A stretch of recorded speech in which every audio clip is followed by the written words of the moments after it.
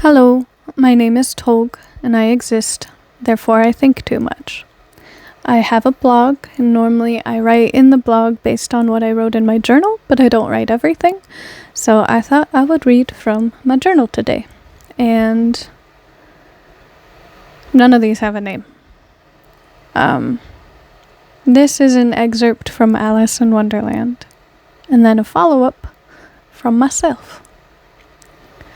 "What a curious feeling," said Alice. "I must be shutting up like a telescope."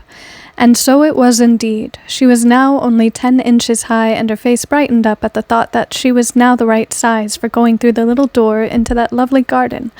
First, however, she waited for a few minutes to see if she was going to shrink any further.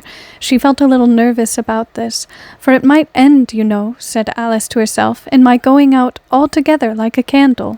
I wonder what I should be like then.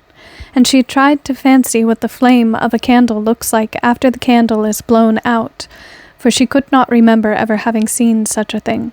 Page 21 down the rabbit hole. Alice's Adventure in Wonderland by Lewis Carroll.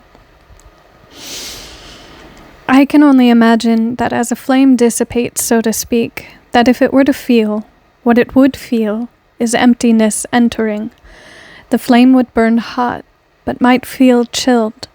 Anything but the flame could never know. With this said, all that can be surmised is the replacement of kinetic energy by a vacuum allowing for space to fill the void created.